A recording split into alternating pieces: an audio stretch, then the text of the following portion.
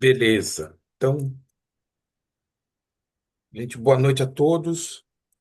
Hoje, dando sequência à programação que a gente montou para o ano, né, de trilhas, né, são os quatro conceitos fundamentais da psicanálise.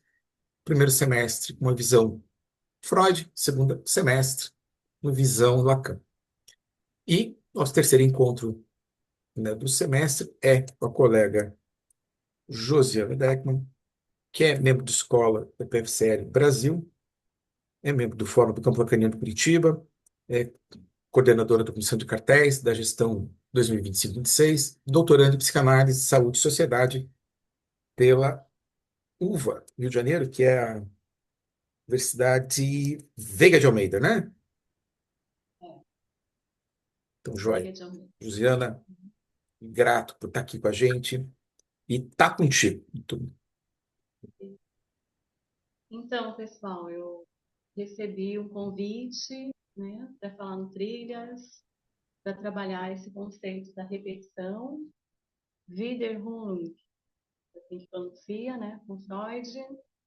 Então, esse primeiro semestre, os conceitos fundamentais a partir de Freud, é uma introdução, e no segundo semestre com Lacan. Hoje a gente vai falando também de Freud, bem próximo ao texto do Freud, né? E algumas relações com Lacan também. Então, enquanto eu for falando, você também pode ficar à vontade para comentar, fazer perguntas, para a gente ficar, né, algo mais dinâmico, pode comentar.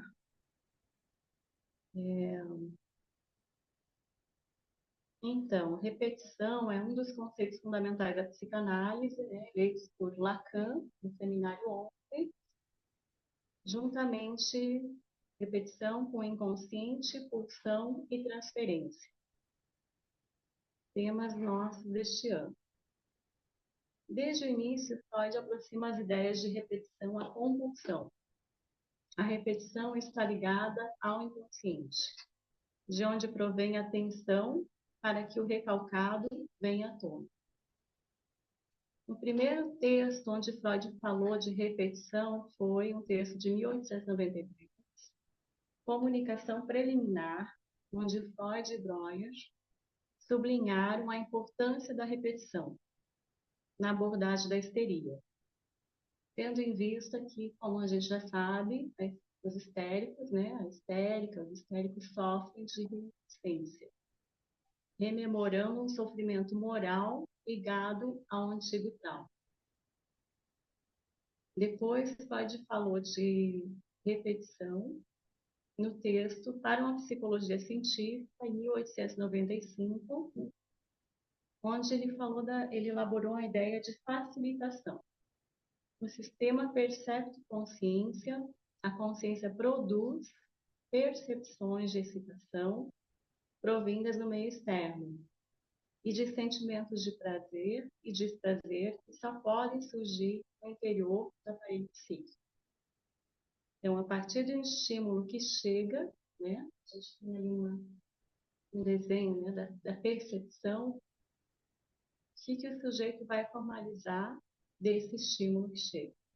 Há algo aí que ele vai, né, que afeto que ele vai ter, de prazer ou desprazer, e que pode bloquear esse estímulo. Mais difícil é quando é interno, né? Quando é interno, a gente não tem como fugir. Quando é externo, aí a gente pode lidar ou com ansiedade, vai diferenciar depois, né? Ansiedade, de medo, de termo. Mas logo a gente vai entrar nisso. Daqui a pouquinho a gente retoma. Então, quando a excitação vence a resistência, ela deixa um traço permanente e ocorre uma facilitação. Uma resistência dessa espécie, a passagem de um determinado elemento, não mais existirá. A passagem tenderá a se tornar permanente, obtendo uma fonte de prazer apesar da dor.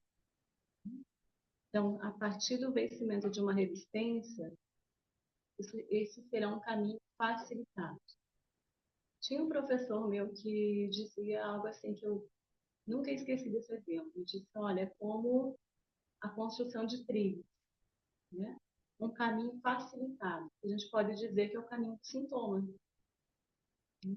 Já é um caminho facilitado. Então, é, pode causar ao mesmo tempo prazer como desprazer, né? E aí que está a grande questão, né, de como que, paradoxalmente, algo pode nos causar esse dualismo, né, que pode vai tratar aí das pulsões, um além de do prazer, que ele vai formular, né, pulsão de vida e pulsão de morte, e essa obtenção de prazer e dor no mesmo lugar. Então, em 15 de outubro de 1897, numa carta a William Fliess, Freud estipula a ideia de repetição inexorável à neurose de destino, próximas à neurose de fracasso, definidas por Pascal. Aqui ele relata a descoberta do complexo de Édipo, né? Então ele conta aí para o Fliess, né? Encontrei em mim, como em toda parte, sentimento desses penso eu, são comuns a todas as crianças pequenas. A lenda grega do Édipo Rei. Apoderou-se de uma compulsão que todos reconhecem, porque todos a sentiram. Então, aí olha só, quanto tempo, né? 1897, já com o sonho que teve, ele se aproxima aí do complexo de Édipo e começa, né, a elaborar a sua teoria do complexo de Édipo, falando de... Então, depois a gente pode falar o que Lacan fala de complexo de Édipo, né? Aqui nesse momento a gente vê o complexo de Édipo como um romance familiar, né? Esse início, onde ele fala do amor, né, pela mãe e o desejo de morte do rival, né? O amor pelo pai e o desejo de morte do rival. Em 1914, e algo que se repete, porque fica aí um registro, né, dessa relação primeira, dessa relação de amor com esse grande outro, e que vai ficar, como nós sabemos, como uma, uma matriz para todas as outras relações. Esse primeiro outro que foi ao mesmo tempo um objeto de amor e ao mesmo tempo, tem uma frase que eu gosto muito, eu não sei se eu consigo achar ela bem rápido agora, mas esse outro, esse grande outro, que ele foi, depois eu vejo, tá no celular. Ao mesmo tempo um objeto de amor, né, e objeto de admiração, e ao mesmo tempo um entrave para o sujeito. E isso ele vai repetir a vida inteira, né, como que ele, a forma como ele foi amado, a forma como ele foi abandonado, né, porque esse outro não vai corresponder, na melhor das hipóteses, né, a, esse amor que ele deseja. E aí a forma como ele também é visto de lado, ou preterido, ou favorito, ou aquele que foi trocado pelo irmão, né? Ou filho perfeito, ou filho do meio, enfim. A forma como ele foi nominado aí é algo de um estilo de relação que ele repete nas relações futuras, né? E a gente pode ver que o complexo de Édipo, tanto do homem quanto da mulher, é com a mãe. Porque a mulher, ela pode escolher um homem com traço do pai, por exemplo, onde uma coisa bem romanceada, né? Avança um pouco mais. Mas o tipo de relação que ela estabelece é a forma como ela se relaciona com a mãe. A gente diz que o complexo de Édipo é o grande outro primordial de todos, é aquele que fez, ou aquela que fez a função materna. Podemos continuar. Algum comentário? Em 1914, Freud aborda a compulsão à repetição no seu artigo Recordar, Repetir e Elaborar, para falar que na transferência do paciente com o médico ou com o psicanalista, ele vai repetir o trauma, as relações parentais e das infância. Aqui Freud faz inicialmente um breve relato histórico das mudanças que foram ocorrendo na técnica psicanalítica, desde seus primórdios, até chegar na associação livre.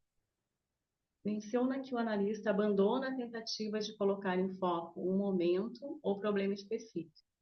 Não tem mais aquela coisa de a pressão para o sujeito falar, né? Nada a ver. Então, a partir da fala de uma paciente de Freud, né, acho que é Amy, que ela diz, me deixe falar livremente, se eu quiser. Né? E aí ele começa a escutar mais, né, e começa com a técnica de associação livre. Então, ele sustenta a importância de interpretar somente quando já houver transferência. Isso vale para hoje. O paciente em relação ao analista. E que o médico revela as resistências que são desconhecidas ao paciente quando essas já tiveram sido vencidas. Nas palavras de Freud. Quando o paciente fala sobre essas coisas esquecidas, raramente deixa de acrescentar. Em verdade, sempre soube, apenas nunca pensei nisso. Em geral, a amnésia infantil ela é contrabalançada pelas lembranças incoluidoras. Após superadas as resistências, o paciente não menciona mais a ausência dessas lembranças, mas a trata com familiaridade. Então, é interessante, né, como a gente vê assim a divisão do sujeito. Numa sessão, o sujeito diz, não, eu nunca tive nenhum pensamento agressivo em relação à minha mãe, nunca tive raiva da. Na sessão seguinte, ele chega relatando o dia que, sem querer, ele bateu no mim, sem querer, ele gritou comigo, né? Então, é a divisão do sujeito, né? O primeiro momento é de reprimir o que me causa desprazer. É desprazeroso eu me dar conta que eu não sou o filho perfeito.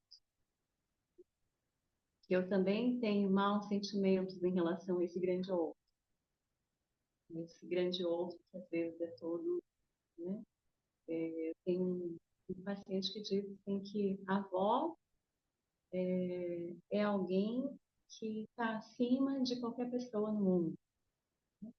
Então, é muito difícil, né, conseguir manifestar por esse outro que cuidou, que deu colo, que foi tão amado, chegar um momento que ele vai poder também dizer alguma coisa que essa avó não é tanto assim. Né? Esse outro é extraordinário no primeiro momento. Né?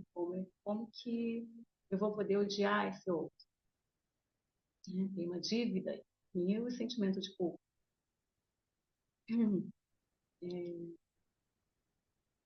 Então, Freud aponta que aquilo que não pode ser falado pode ser atuado.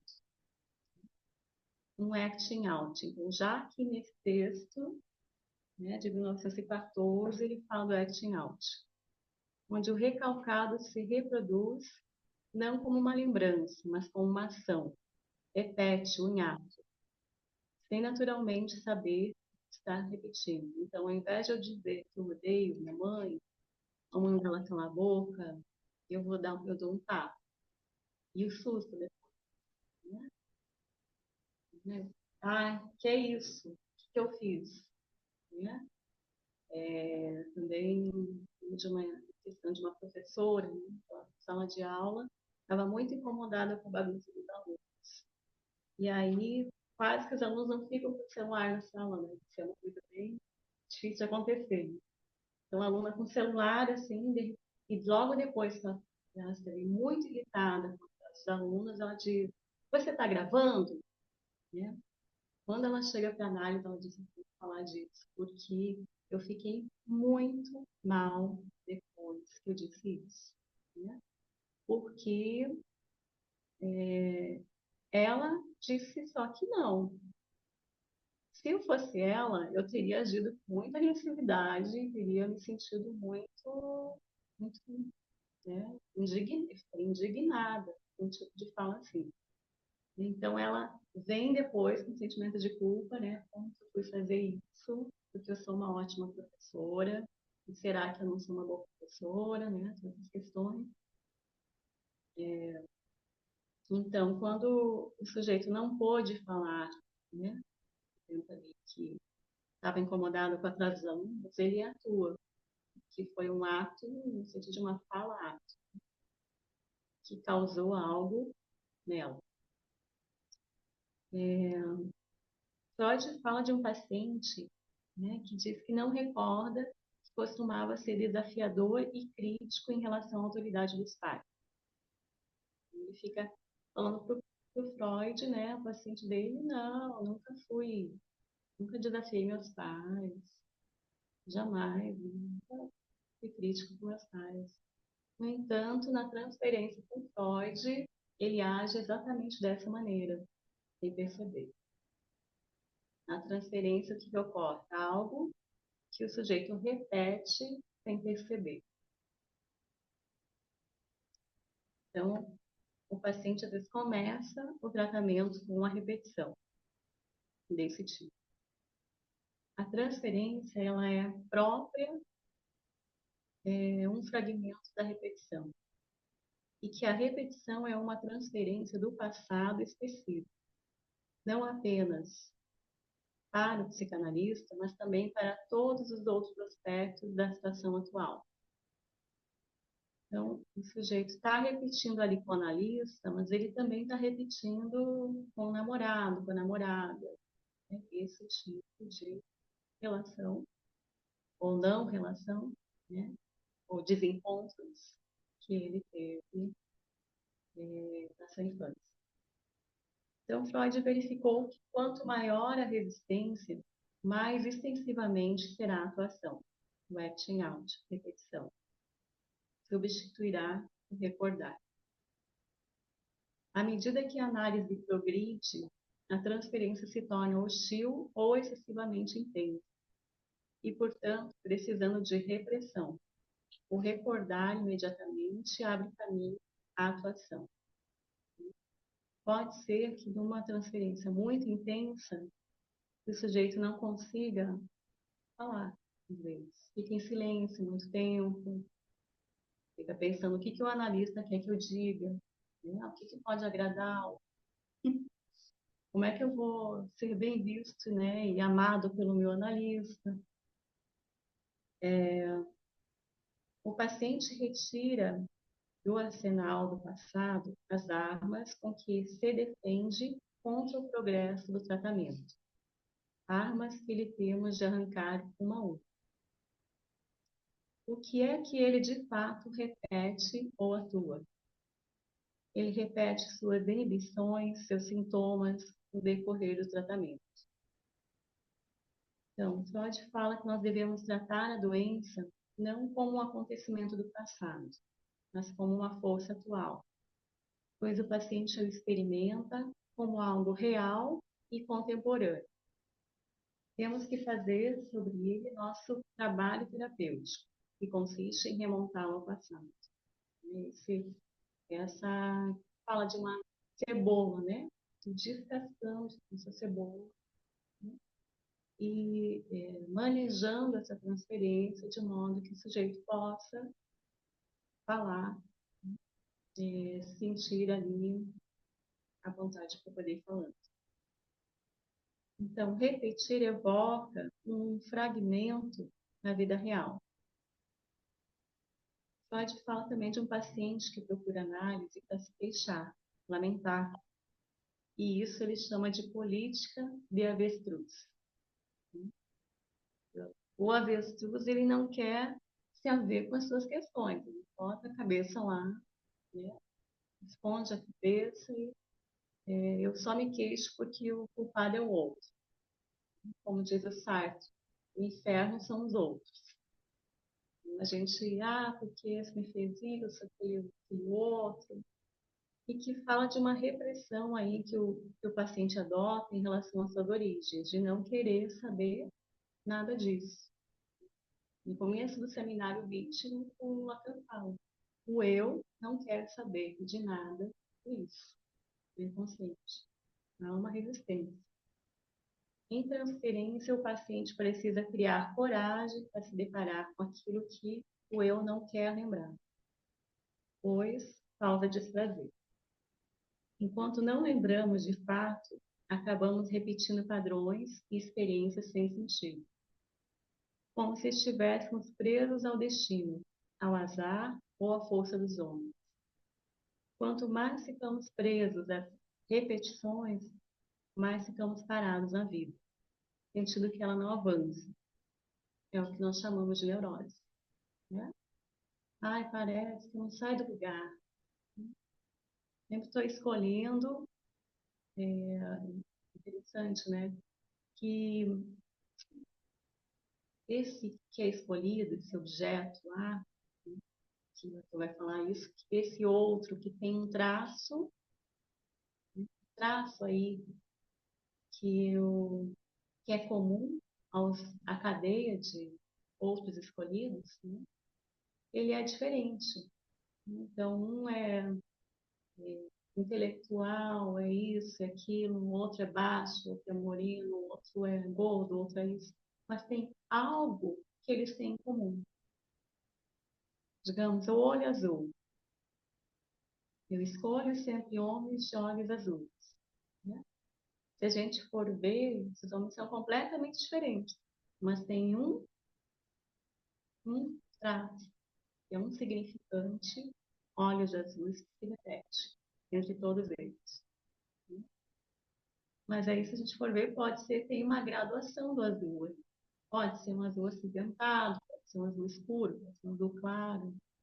De, a repetição requer um traço em comum, que é um significante que retorna sempre. No entanto, ele é sempre novo, não repete igual, tem sempre uma novidade, repetição, nessa graduação aí. Mas há algo que se repete e que eu não sei porquê, né? Ou não me dou conta, a não ser por uma análise. Então, quanto mais a gente fica preso nas repetições, mais nós ficamos parados na vida, sentindo que ela não avança. Neurose aí. Recordar na análise, né? Repetir, repetir, repetir, repetir, repetir, até elaborar. É um trabalho de atravessar a fantasia fundamental, de passar por esse processo para chegar no coração do espírito. Tem uma frase de Freud que eu acho muito, muito bacana. Não nos esqueçamos de que, na realidade, é apenas através de sua própria experiência e infortúnios que uma pessoa se torna sagaz. Página 169. Não nos esqueçamos de que, na realidade, é apenas através de sua própria experiência e infortúnios que uma pessoa se torna sagaz. E é isso que diferencia uma análise de uma psicoterapia, de sugestão. Porque numa análise, o sujeito vai reviver, né, vai transferir os afetos que ele tinha, né, as suas figuras parentais, para esse outro que está no lugar de suposto saber. Esse outro que pode saber algo disso que está me acontecendo, que pode me ajudar a sair disso. Né? O que o analista sabe? Qual é o lugar do... Você também pode responder. O que o analista sabe? Vamos, gente, vamos falar.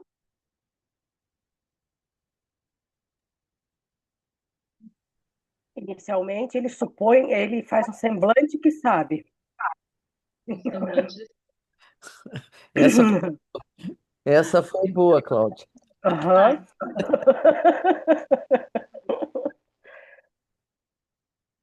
Arthur ia falar alguma coisa, Arthur. Eu não sei se, mas tá bom, agora eu falo algo. Eu fiquei pensando nisso de um apostar que o sujeito sabe, né? Vou postar que tem um sujeito ali. Uhum. E num saber da pessoa. Então sabe que esse sujeito sabe. Ótimo. Sabe que isso que o Arthur falou, você pensar na clínica da Melanie Klein com crianças psicóticas, né? Porque a Melanie Klein foi a primeira mulher psicanalista corajosa que resolveu atender crianças e que apostou que ali tem um sujeito, né? Porque para que ouvir uma criança psicótica ou uma criança autista, né? Ela foi a primeira que apostou que ali tem um sujeito, né? Então, o que o analista sabe é a travessia do seu próprio inconsciente, o trabalho que ele fez, né, como paciente, que ele atravessou o Rubicão, né? Que ele foi até o final da análise, que ele pôde atravessar essa fantasia e que ele passou por essa experiência e se tornou analista, e por isso ele pode conduzir a análise, se autoriza a conduzir, não só sozinho, mas com os outros, né, que acompanham seu trabalho. Ele está nesse lugar de desejo do analista, né, que ele pode conduzir a análise. Então, é um saber do seu próprio inconsciente. Mas aquele outro que chega ali, ele não conhece. Mas ele pode apostar que esse outro pode saber, que tem um saber, né? E que ele pode ali se colocar, né, num lugar em que acolher esse pedido, né? Então, a gente tem as entrevistas preliminares, que Freud falou, e estão valendo até hoje, né? E é esse momento de poder escutar para formular uma questão de análise. Também para ver se esse analista vai aceitar esse paciente em análise. Porque não é todo mundo que a gente consegue explicar, de poder aceitar ou não, ou encaminhar para alguém. Que é um lugar aí de suportar tudo que virá ali, que você não sabe. As primeiras entrevistas é para ver se tem um desejo, né? Que não pode ser simplesmente eu vim aqui porque eu sou estudante de psicologia e a minha professora disse que era para eu vir aqui. Tem as entrevistas preliminares para ver se esse sujeito tem alguma questão. A gente só entra em análise se a gente tiver algum sofrimento, se a gente tiver alguma questão para se trabalhar. Não porque é formalizar somente, né? Só para estar ali. Vamos mais um pouquinho. Então, o tratamento começa com uma repetição. Aquilo que eu digo acaba se refletindo na relação com o analista. Agora estou preocupada em ler. Muitos começos são interrompidos de repente porque a pessoa reage ao que descobre, dizendo algo como: não sei o que acontece nos meus abandonos, nas minhas relações é sempre um abandono, né? Achei interessante meu ato falha, que nos meus abandonos ocorre um abandono. Olha, muito interessante, né? Porque é o sujeito que se abandona também. Freud cita o caso de uma paciente que chegou a um tratamento com uma acentuada transferência afetuosa, que cresceu em intensidade com misteriosa rapidez nos primeiros dias. Ao final da semana, havia me abandonado também, né? A paciente com muita transferência, imagina, você fica empolgado, né? A paciente vai trabalhar, né? E aí fala do abandono, né? Desses outros que abandonam, e o que acontece imediatamente, ela abandona o Freud também. antes que ele tivesse tempo de dizer-lhe algo que pudesse ter impedido essa repetição. Ela repete por Freud o que ocorre nas relações amorosas. Então, o texto de Freud, Recordar, Repetir e Elaborar, é retomado por Lacan em seu tempo lógico, o instante de ver, o tempo de compreender e o momento de concluir. Neste momento, o sujeito responde imediatamente à sua questão e, ao fazer isso, repete. É um tempo de compreensão e elaboração, onde as coisas ainda não se resolvem completamente. Então vem o momento de concluir. A força da repetição se une à força da lembrança, projetando o instante de chegar a uma conclusão. Final de análise. É o insight, quando o sujeito consegue se deparar com o outro, mas também separar do outro e dar um passo importante em sua vida. Na neurose de angústia, ocorre um momento propício ao acting out. E não quero lembrar, eu atuo na vida. Então, um exemplo, um paciente do Lacan que se sentia um plagiário. Né? Não era de Lacan, mas ele conta esse caso, não sei se vocês já ouviram. Né? Um paciente que ele relatava na análise que ele era plagiado. E aí o analista, equivocado, foi ler o trabalho do estudante e chegou e disse, não, você está enganado, seu trabalho é original, né? Não é plagiado, enfim. Aí ele sai da análise e vai para um restaurante bem diferenciado, assim, onde ele come miolos frescos. Ele volta na próxima sessão e diz para o analista, curioso, né? Depois que você me disse aquilo, que eu não era um plagiário, eu comecei a frequentar um restaurante aqui perto e tem um prato bem exótico, miolos frescos. E que é isso? Né? Significa que o analista escorregou, né? Porque depois da intervenção houve uma atuação. Né? Esse sujeito passou então a atuar aquilo que ele devia, que ele se apropriava, né, das ideias dos outros, ele passou a fazer em nada, consumir miolos frescos. Então, o desejo dele, né, o que não pode, o que não é elaborado, retorna, pode retornar no ato. Então, Freud destaca que o instrumento principal para reprimir a compulsão do paciente à repetição e transformá-la num motivo para recordar reside no manejo da transferência. Na análise, o paciente substitui sua neurose por uma neurose de transferência. A transferência cria, assim, uma região intermediária entre a doença e a vida real. A nova condição assumiu todas as características da doença, mas apresenta uma doença artificial, que é, em todos os pontos, acessível à nossa intervenção. Então, em Freud, a partir das reações repetitivas exibidas na transferência, somos levados ao longo dos caminhos familiares até o despertar das lembranças, que aparecem sem dificuldade após a resistência ter sido superada. Né? De vez em quando a gente esquece que está com o analista, parece que está com um amigo, ali, um colega, vai falando. Né? Vai falando e fala mais que o homem da cobra. Depois saiu de lá. O que foi isso, gente? Porque venceu a resistência. Né? Parece que tomou um porre e foi para análise, né? Começou a falar, depois até leva um susto. Né? O que foi que eu digo?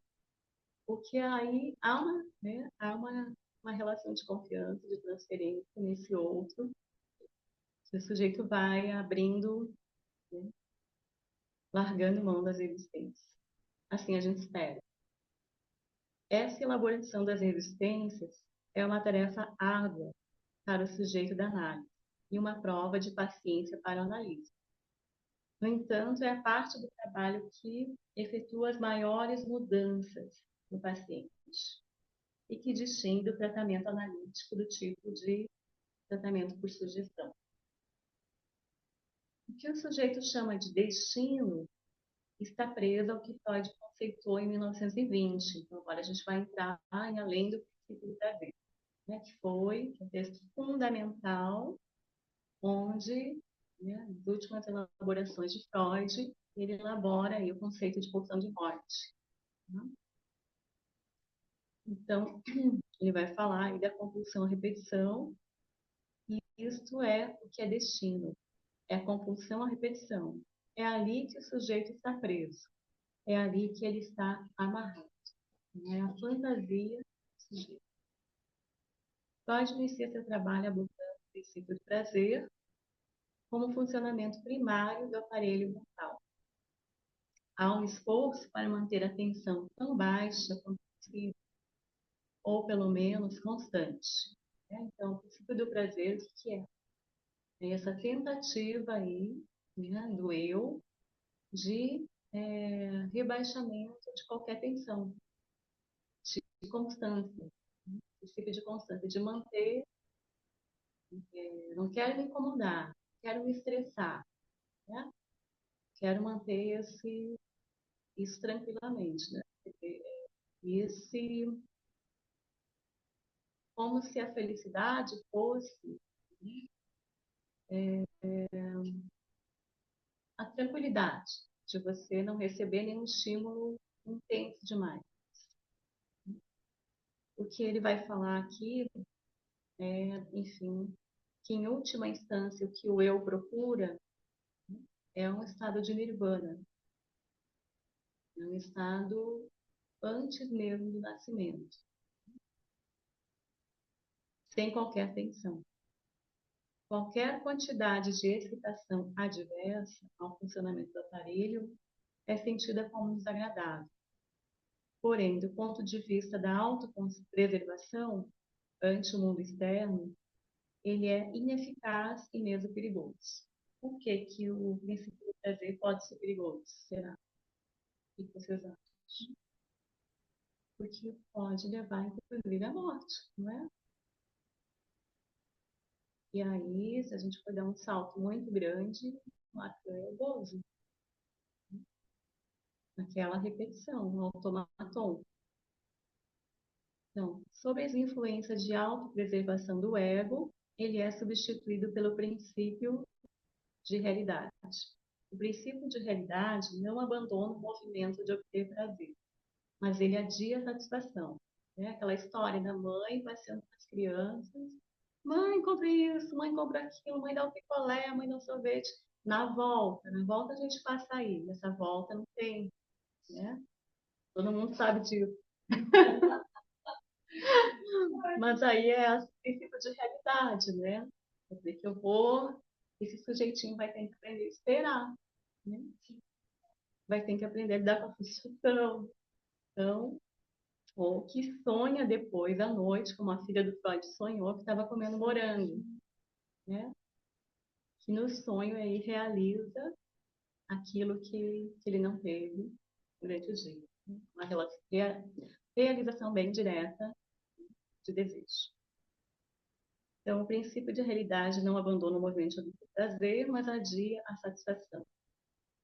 Ou abandona uma série de possibilidades de obtê-la e tolera temporariamente o desprazer. Uma etapa no longo e direto caminho para o prazer. A gente vê assim, né? Uns adolescentes hoje está delicado lidar com isso, né? Assim, eu quero me formar, mas eu não quero passar 5 anos indo na universidade. Chato. Motivo, é difícil. Sim. Eu quero obter, né, o prazer, né, o resultado final sem muito esforço. Porque a gente está, né, num momento, principalmente agora, né, de que tudo é muito rápido. Né? Tudo é para ontem. Então, a gente perdeu essa ideia do tempo. Né?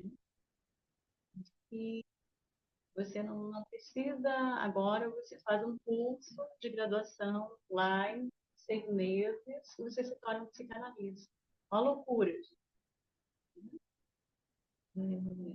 Coisa assim.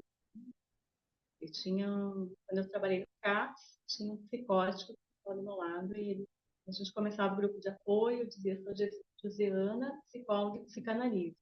Eu sou fulano, psicólogo e psicanalista. Então, é uma coisa psicótica. O psicótico não precisa fazer faculdade, né? Ele diz o que é, pronto, com todo o respeito com os psicóticos, são ótimos, né? Mas parece que hoje as pessoas também não querem ter esse tempo, né, de dedicação para algo, mas há uma tendência nessa sociedade de consumo, né, de ser consumido também, né, e de fazer muitas coisas ao mesmo tempo, então ter que percorrer um caminho, né, já ser milionário aos 18 anos, sem ter faculdade nem trabalhar, afinal de contas é um de tudo. Enfim, fazendo um parênteses aí. Então, porém, algumas vezes o princípio do prazer persiste como um método de funcionamento empregado pelos instintos sexuais, que são difíceis de educar. É partindo desses instintos, ou do próprio ego, com frequência consegue vencer o princípio de realidade em detrimento do organismo como um todo. Então, por vezes, né, esses estímulos conseguem vencer o princípio de realidade, né, para se realizar de uma maneira mais rápida. Com Freud, sabemos que grande parte dos instintos sexuais são reprimidos. Podem chegar à satisfação direta ou substitutiva, mas também podem ser sentidos pelo ego como desprazer. Como que algo que é prazeroso pode ser sentido como desprazer? Sentimento de culpa?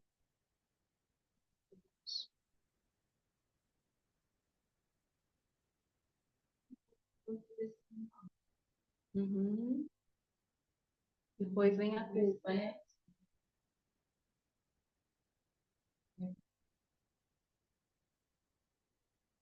Foi prazeroso, mas depois vem o sentimento de culpa.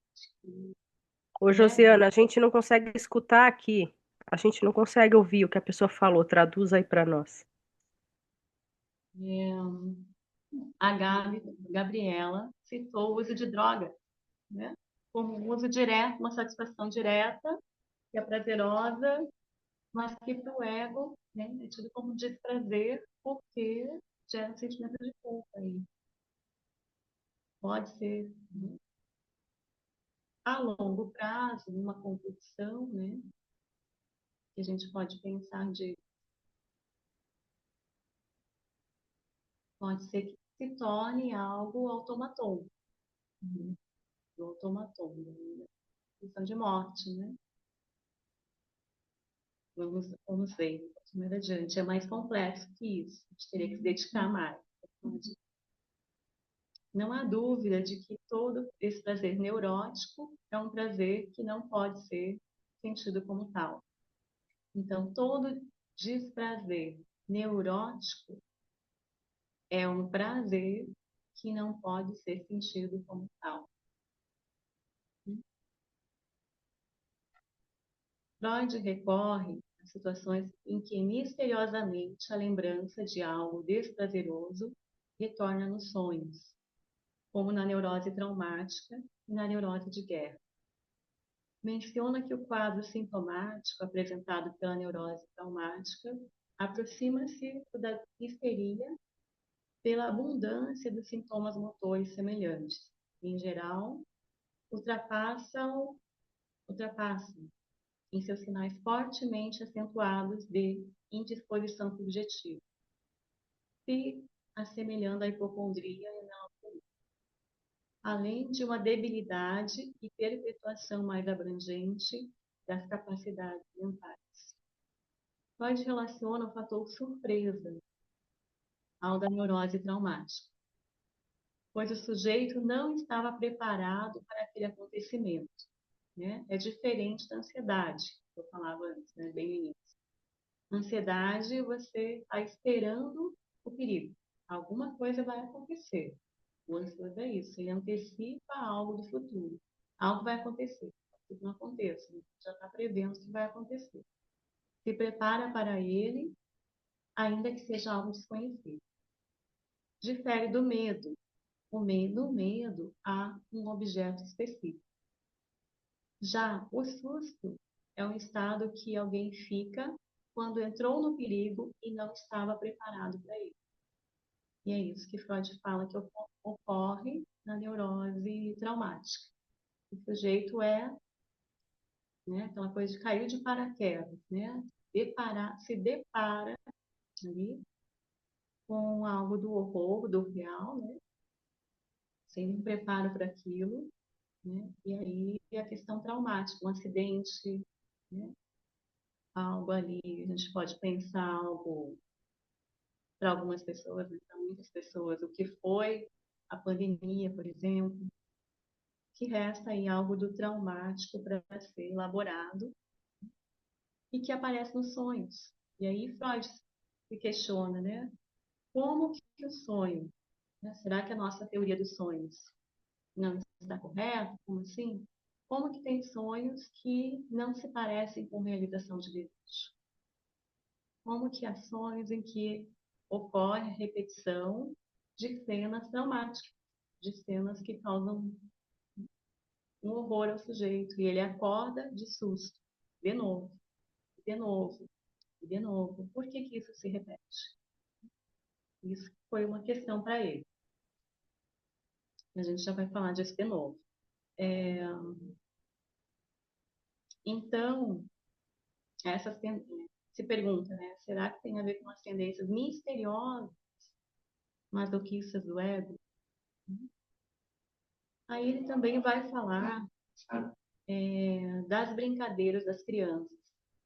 Então, é bem bacana. Acho que vocês já ouviram esse exemplo do Fordar, né? Do jogo da criança, carretel, que é bem conhecido. E Freud descreve detalhadamente em A Lei do Princípio do Prazer, né? Onde ele fala que ele estava observando o neto dele, de 1 ano e meio, que era uma criança comportadinha, né?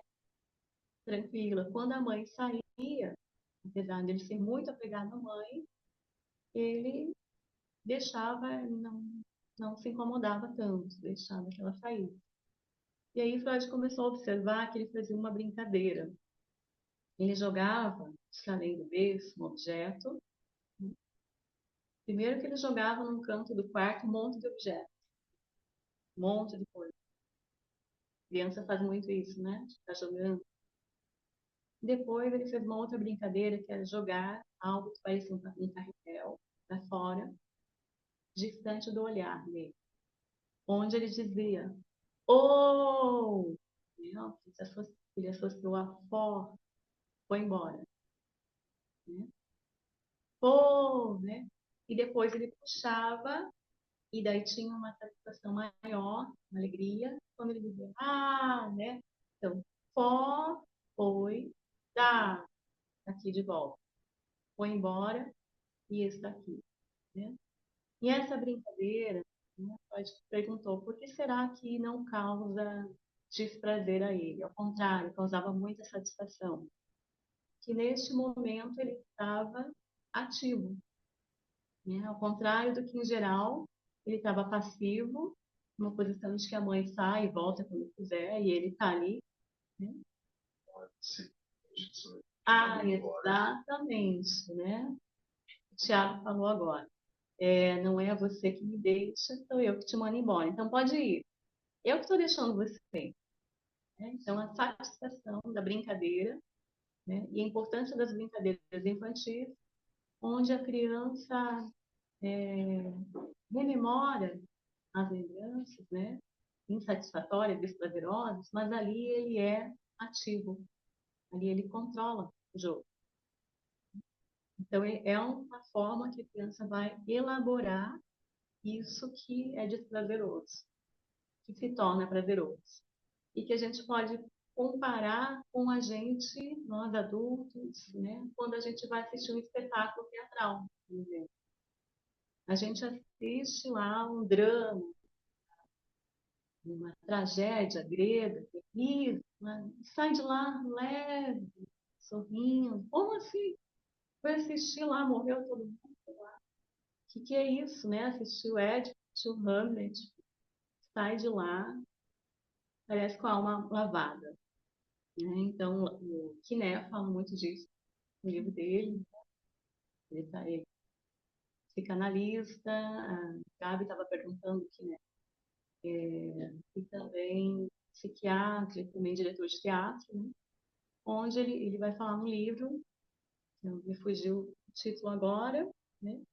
Como que você, ali na peça teatral, você realiza desejo, você é o ator principal, você sofre a tragédia junto, chora junto, se desespera junto, mas com a vantagem de que você sai dali e não foi com você.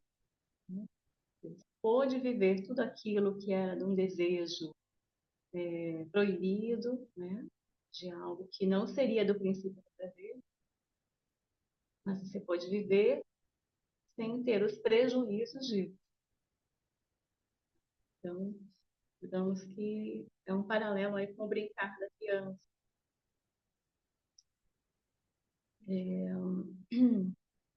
Então, neste final da sua transmissão, Freud admite que o paciente não pode recordar a totalidade do que nele se acha reprimido. E o que não lhe é acessível recordar pode ser exatamente a parte essencial. Isso é. Então, nem tudo o que é inconsciente, como no início ele pensava que o conteúdo inconsciente, né, viria à consciência. Nem tudo que está no inconsciente vai se tornar consciente. Né? Tem coisas que não se pode passar em palavras, né? Que não se pode simbolizar. E aí o Freud diz que isso é a parte essencial. O que ele está falando? O que ele está dizendo? Se a gente pensar nos sonhos, não tem umbigo do sonho? O que é o umbigo do sonho? É uma parte do sonho que a gente não consegue lembrar direito, não tem acesso, e que é muito provável, né, a parte real do sonho, né, a parte onde tem trauma, que está mais próximo do conteúdo, assim, extremamente, né, digamos assim, mais próximo do nosso S1, significante mestre, né, próximo de um lugar que você não tem acesso. Então, você pode interpretar o teu sonho, né? A gente interpreta o sonho em análise com a ajuda do analista ali, mas quem interpreta o sonho é o próprio sonhador, né? Com as suas associações, suas significações, né? Pode-se chegar a um certo sentido desse sonho, né? O desejo que ele realizou. No entanto, sempre sobra um resto inanalisado, que é o umbigo do sonho. Nem tudo pode ser expressado por palavras, e que é algo que diz assim de um certo contexto do sonho, uma certa ideia do sonho, algo que está na entrelinha e que tem a ver aí, a gente pode ver mais adiante, com também a pulsão de morte. Né? Então, Freud menciona que a impressão é que sente-se perseguido por um destino maligno, né? Aquele sujeito que chega às vezes para análise, ou é possuído por um poder demoníaco. No entanto, a psicanálise sempre foi da opinião de que seu destino é, na maior parte, arranjado por elas próprias, por si próprias, né? E determinado por influências infantis primitivas, ou seja, complexo de Édipo. Então, essa coisa do sujeito se achar, né, se colocar um destino maligno, de não conseguir, né, E Freud fala, né, mesmo as pessoas que a gente vê assim que realmente estão numa posição passiva, né, passaram por muitas coisas. Nessa passividade há uma atividade. Porque como eu faço, por exemplo, para me tornar eleito pelo outro? Grande parte, quem está na posição feminina sabe disso. Como é que você se faz desejar? Que as mulheres não fazem para se desejar. Como que você faz esse causar o desejo do outro, né? Que ao mesmo tempo você está numa posição passiva e ativa. Há muita atividade para chegar numa passividade. E se percebe, parece que não está fazendo nada. Já está só ali, ativa, né? Mas o movimento todo que fez para chegar naquela posição passiva é grande. Né? A posição feminina.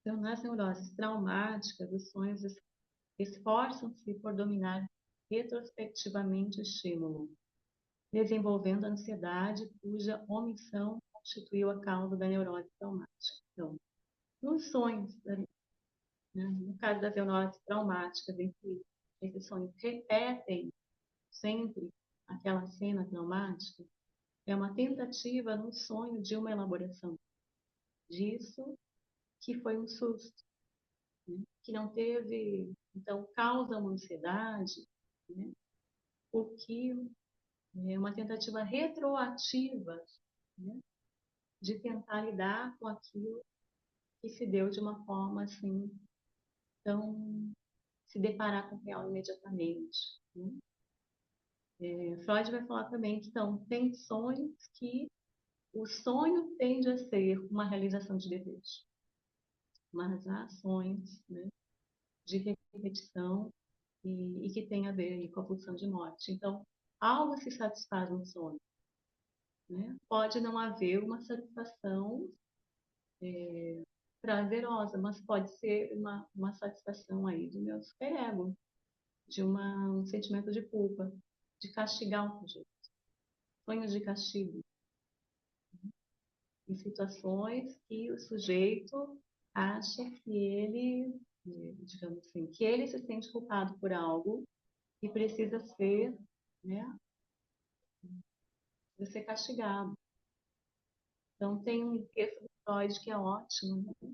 Os criminosos diante do sentimento de culpa, onde ele vai falar de pessoas que cometem delitos para serem responsabilizados e sofrerem a punição, mas a punição que vem não é por esse delito, é por uma outra coisa que o sujeito se sente culpado, mas ele tem que ser penalizado.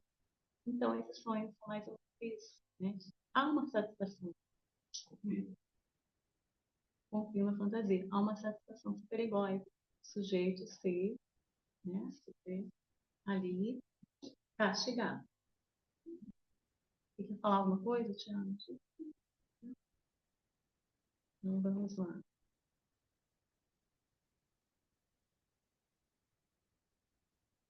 Então, há uma situação paradoxal de que o organismo vivo luta com toda a sua energia contra fatos, perigos, e poderiam auxiliá-lo a atingir mais rapidamente seu objetivo na vida, por uma espécie de curto-circuito. Então, ao mesmo tempo eu desejo, mas será que você quer o que deseja? Né? Às vezes querer é uma coisa e desejar é outra. Tem a questão da demanda. Não me dê isso que eu te peço, que não é isso. Então, já dá. A essência de sua investigação passa para a distinção nítida entre os instintos do ego e os instintos sexuais, e a visão de que os primeiros exercem pressão no sentido da morte. O instinto do ego, aqui ele vai ligar a pulsão de morte. E os instintos sexuais estão ligados ao prolongamento da vida e ao instinto e à pulsão de vida. Então, os instintos do ego, ou pulsão de morte, possuem um caráter conservador, retrógrado.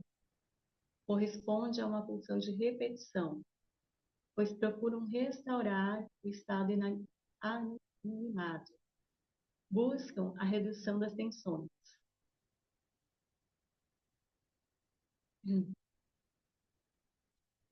Desde o início, Freud identificou a presença de um componente sádico no instinto sexual. Por exemplo, durante a fase oral, na organização da libido, o ato de obtenção do domínio erótico sobre um objeto coincide com a destruição desse objeto. Há uma ambivalência familiar de amor e ódio na vida erótica. Então, é esse o excesso, né? É esse outro que eu quero.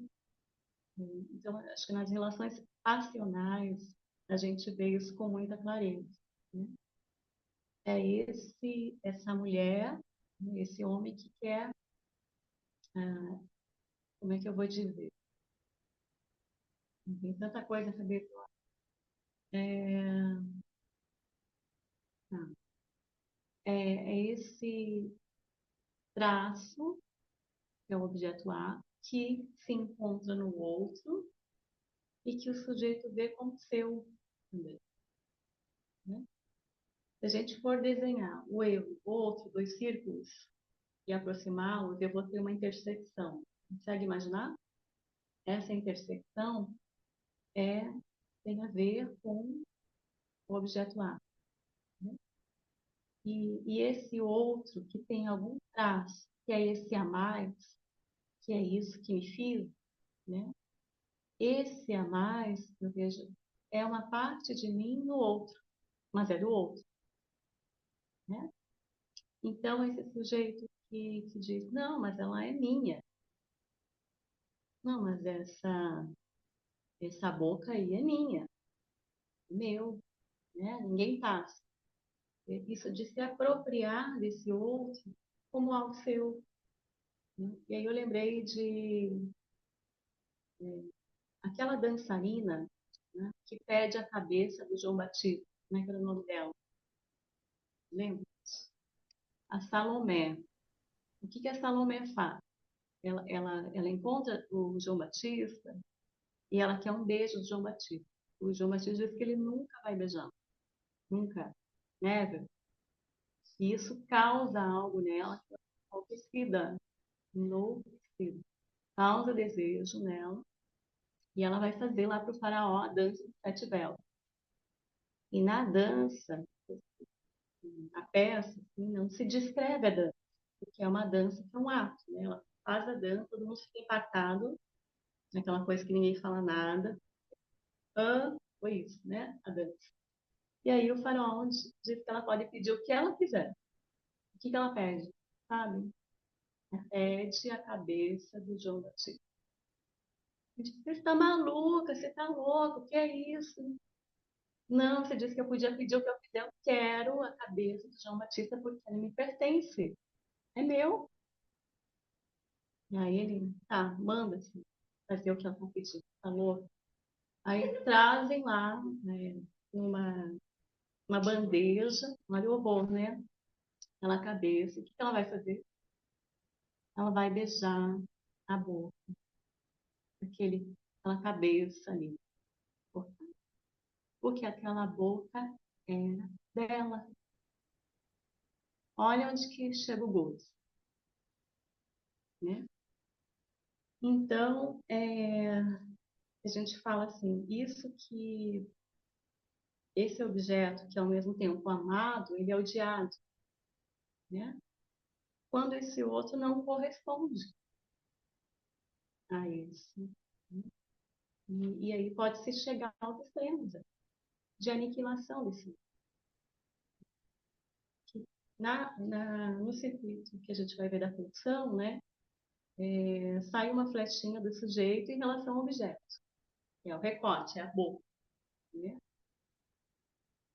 Circula o objeto e volta do sujeito, que tem a ver aí com a projeção narcísica, né? Eu me vejo, né, uma parte do outro que é minha, né? Essa boca é minha, né? Então eu tenho o direito de me apropriar dela. E aí, quando não há um limite nisso, né, onde que esse sujeito pode chegar? Então, essa ambivalência aí, essa relação erótica, né, do amor e do ódio, até onde vai o eu e o outro. É importante salientar quem primeiro falou, né, dos componentes sádicos do instinto sexual como destrutivo. Quem primeiro falou de pulsão de morte foi Sabina Spielrein, em 1912. E Freud reconhece isso no texto dele. Então, ela falou disso, mas não foi escutado, né, enfim. Mas aí Freud vai elaborar em 1920. Freud, ao falar da origem do instinto sexual, ele cita também a teoria de Platão, das variações em relação ao objeto. Na teoria de Platão, então, a natureza humana, onde os homens primeiros eram duplos, vocês já devem ter ouvido. Tinham 4 mãos, tinham 4 pés, tinham 2 cabeças. Deus decidiu cortá-los ao meio, em 2. Depois de feita a divisão, as 2 partes, cada uma desejando sua outra metade, reuniram-se e lançaram os braços em torno uma da outra, ansiosas por fundir. Então, esse amor, o amor que busca aí, é um amor neurótico, né? Esse amor que busca se fundir com o outro, e que Lacan vai falar no seminário 20 o quê? Não há relação sexual, né? Que nem fala a relação sexual, né? Há o sexo, né? Mas o que goza? Goza o pênis com o outro elemento do outro, né? O que não é o sujeito exatamente que goza, né? Há relação sexual, mas não há uma complementariedade entre os sexos, porque sempre falta algo, né? Porque um tem o orgasmo e vai dormir, o outro fica ali com uma cara de perdido, né? Um faz isso, outro faz aquilo, um quer flores, o outro não dá flores, o outro não sei lá. Então há esse desencontro, né? Que tem a ver com isso de procurar no outro esse ideal, né? E aqui, no caso, é procurar a metade da laranja, como se existisse alguém que fosse metade dessa laranja. Então, esse amor idealizado. Mas, então, atravessamento da fantasia numa análise também vai, com certeza, né, movimentar com isso. E esse outro ideal não existe. E se eu posso lidar com a minha falta, eu também posso, quem sabe, lidar com a falta do outro.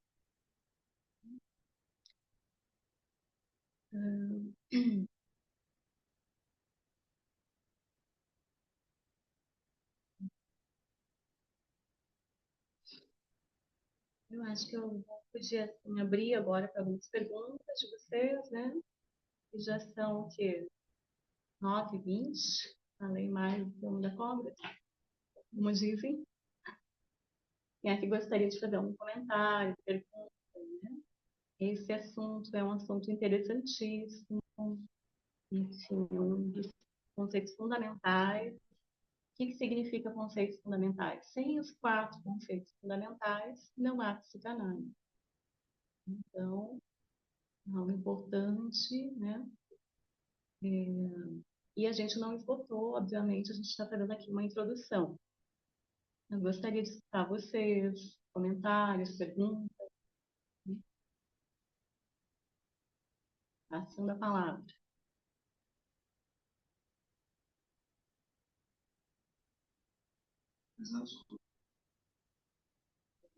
Pode virar.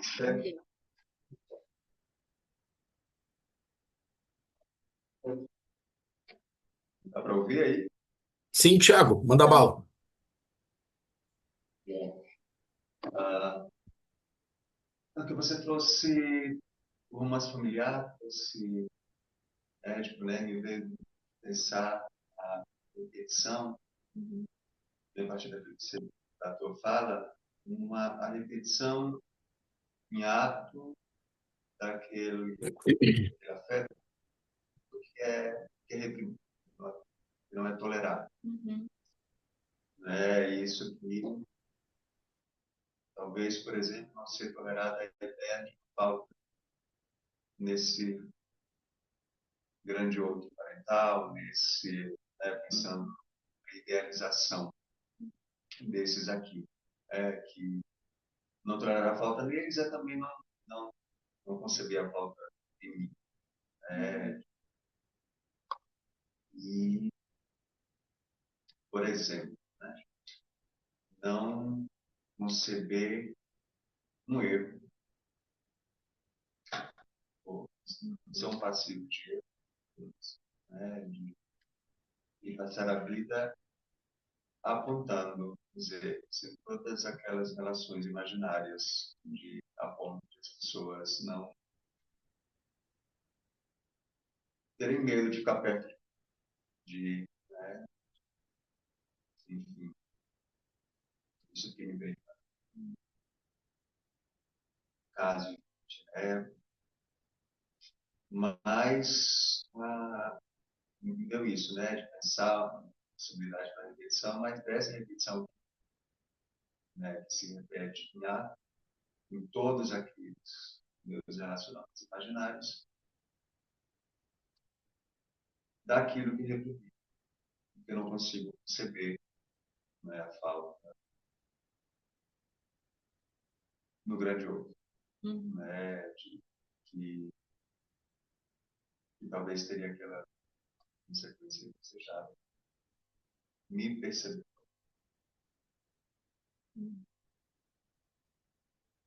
Até porque esse caso que me vem em mente é tipo o certinho, conhecido como o certinho.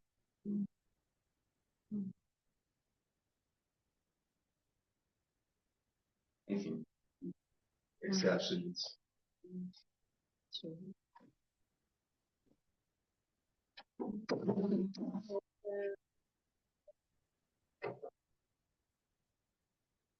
Isso que eu acho que o Thiago traz, né?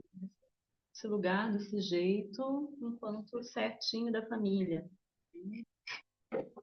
Aquele que faz tudo para agradar o outro. Fiquei pensando, não sei se é esse caso, enfim, eventualmente a gente vê na clínica, na neurose obsessiva, né? De um outro que ele, para o seu objeto de amor, ele quer dar tudo, ele quer completar o outro. Mas também, por outro lado, o mesmo tanto que ele se doa, que ele dá, ele também espera isso de volta, né? Então, esse tanto de que eu estou dando de tudo para completar o outro, e o que o outro está me dando? Essa reciprocidade, e parece que a conta não fecha. Começa a calcular, vou colocar no papel. Eu paguei o almoço, a janta, final de semana, e aí quando eu preciso, não está aí. Como assim? Né? Esse outro que não corresponde. Eu dei de tudo, o outro não dá nada, né? Não sei se dá para pensar por aí.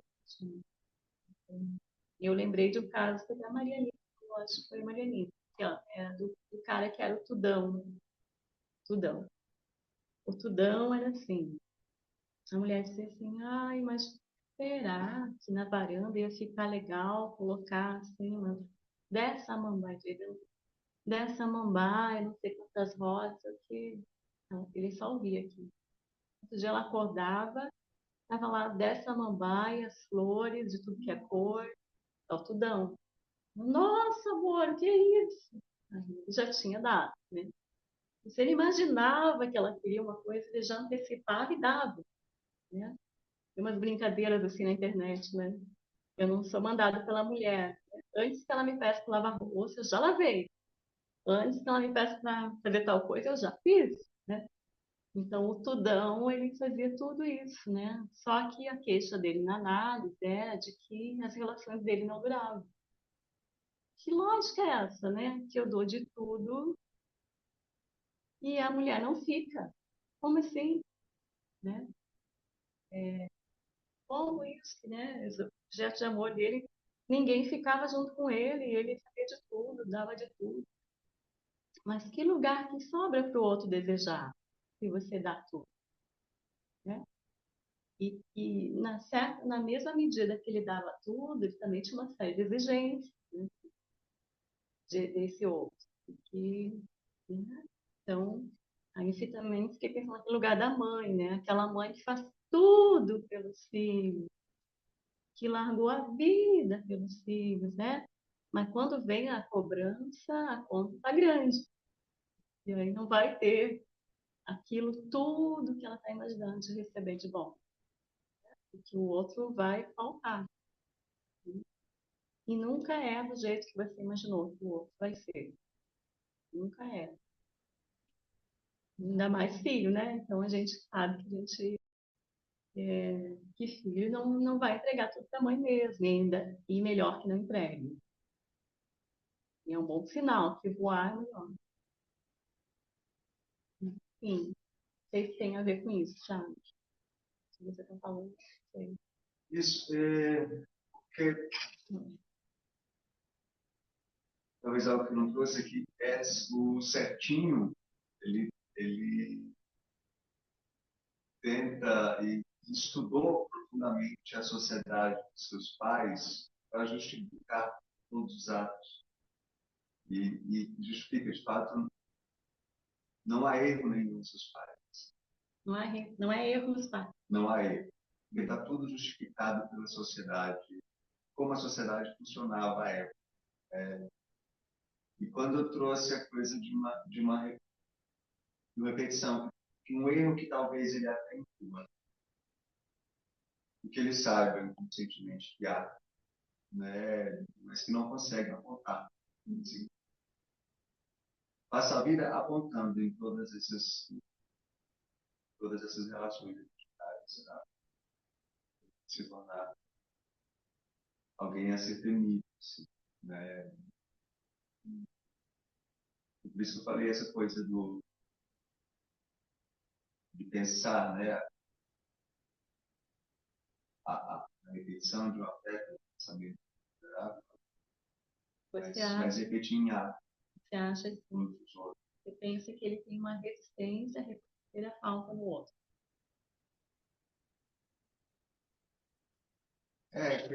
Se não é se reconhecer nesse grande outro, seria também romper com essa imagem de certinho. Precisaria reconhecer. É uma questão assim. É aquela coisa, eu acho que fiquei pensando agora no pai, os pais que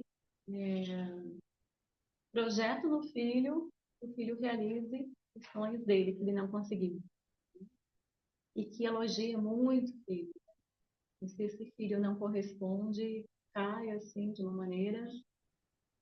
Então, é uma projeção narcísica. Para eu reconhecer, se eu reconheço a falta no outro, também estou em falta.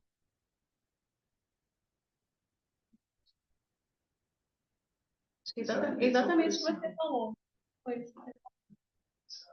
Essa repetição. Ato de algo. Eu tenho que admitir a falta. Em geral, o obsessivo quer tampar a falta. Então, não tem. Não tem, não tem. Tem falta. Não tem falta no outro, não tem falta em mim. O problema é a sociedade. Né? Não seja, né? A gente não tem falta. São os outros.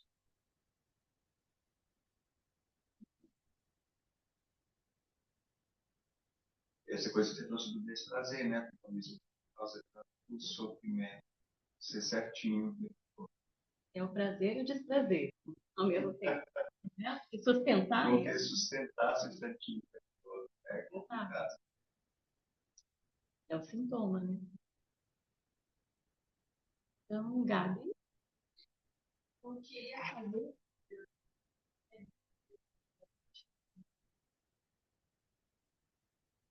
Uhum. Ouviram a pergunta da Gabi? Perguntou sobre fazer uma ponte de repetição e angústia. Coisa bem básica, assim, seminário de angústia. Eu acho que daria um outro momento só para falar disso, né? Está começando um cartel sobre angústia. É, angústia é o como de Lacan, afeto que não mente e que repete quando a gente se depara com isso.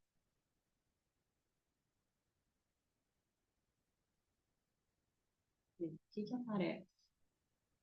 Alguém gostaria de falar O a ar, relação da... aparece o ar. Diga, Mar. Eu disse aparece o ar, né? O objeto que é no ar. Objeto, se depara com o objeto, se depara com o real. Falta, né? Então, falta sem nada por recobri-la. A falta da falta, E passa pro ato também, né? Isso que você estava trazendo hoje. algo do ato. Uhum.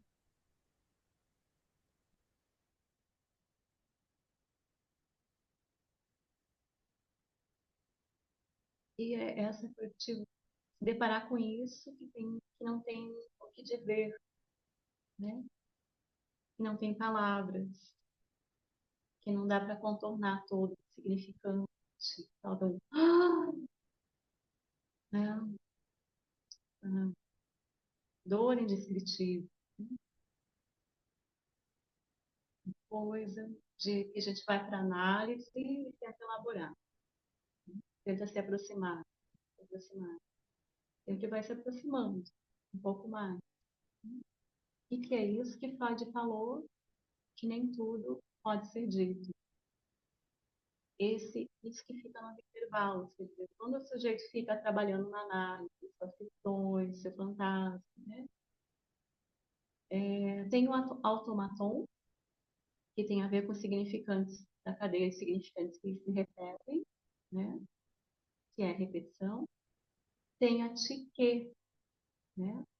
Também algo interessante, agora estou falando de outra coisa, mas a tique é algo de uma repetição, mas que é um bom encontro, né? Algo de um bom encontro. E aí você se depara com algo do real, né? Mas aí diferente da angústia, algo de um bom encontro. Acho que eu quis terminar de uma maneira leve hoje. A gente outro dia fala da angústia e repetição, que é fantástico, importante, mas acho que exige a gente uma preparação, um trabalho maior, né? Então, obrigada, gente. Obrigada por estarem aqui conosco, né? Obrigado a todos. É, Josi, muito obrigado. É como alguns colegas que foram sendo falando, olha, né, o conteúdo é essencial, que bom que a gente fez o encontro. A, né, a revisão de tudo que você trouxe é preciosa, né, Arthur? Né, reforçando o que a obrigada. gente está falando. Então, gente, obrigado a todos. Ficamos por aqui. Eu vou encerrar antes a gravação. E Só uma boa noite. palavrinha, Pois não, Glauco. Cláudia? Parabéns, Josiana. Parabéns, muito boa a sua fala, muito legal de escutar. O tema realmente fundamental para a clínica, né? E foi muito clara a tua exposição. Muito obrigada. Obrigada pelo convite. Gente, obrigado a Tchau. todos. Até a próxima. Grande abraço. E, né, teremos, né, a gravação disponível daqui a alguns dias. Abraço. Tchauzão.